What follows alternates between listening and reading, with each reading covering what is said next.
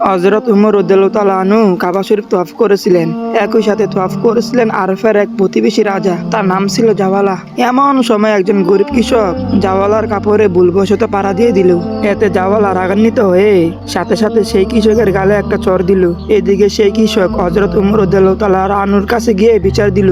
জাওয়ালা ছিলেন হযরত উমর রাদিয়াল্লাহু তাআলা আনহুর একজন শক্তিশালী মিত্র এবং খুব ভালো একজন বন্ধু। হযরত উমর রাদিয়াল্লাহু তাআলা আনহু জাওয়ালাকে কাছে ডেকে জিজ্ঞাসা করলেন, তুমি কি সত্যি তাকে চড় মেরেছো? জাওয়ালা বললেন, আমি তো এই বেদবটাকে মেরে ফেলতে চেয়েছিলাম, মাত্র এই কাবা শরীফের সম্মানেই আমার রাগকে কন্ট্রোল করে তাকে একটা চড় মেরেছি। তখন হযরত উমর রাদিয়াল্লাহু তাআলা আনহু বললেন, শোনো জাওয়ালা, এই কৃষকটি ইচ্ছা করে তোমার এই ইরেমের উপরে পাড়া দেয়নি। এই কাজটি ভুলবশত হয়ে গেছে। এটা শুধুমাত্র একটি দুর্ঘটনা।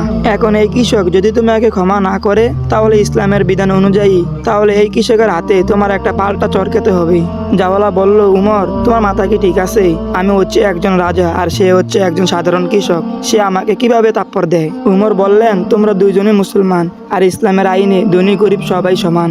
রাজা বলল, যে ধর্মে রাজা আর ফকির একই নজরে দেখা হয় আমি সেই ধর্মের অনুগত করতে পারি না। একটি গরিব চাচা যদি আমাকে থাপ্পড় দেয় তাহলে আমি ইসলাম ধর্ম ত্যাগ করব। হযরত উমর রাদিয়াল্লাহু তাআলা আনহু বললেন, আচ্ছা তাই নাকি?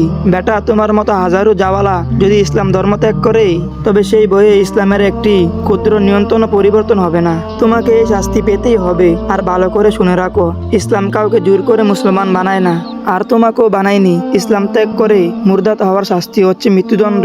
হযরত উমর রাদিয়াল্লাহু তাআলা আনহুর এই কথা শুনে এদিকে রাজা রেগে ফেটে যাওয়ার মতো অতিক্রম হলো। হযরত উমর রাদিয়াল্লাহু তাআলা আনহুর এই কথা শুনে সেই কৃষক সাথে সাথে জাওলার গালে একটা চড় দিয়ে তার প্রতিশোধ নিল। তো যাই হোক, আজকে এই পর্যন্তই। সবাই সুস্থ থাকবেন, ভালো থাকবেন, আমার জন্য দোয়া করবেন। খুদা হাফেজ।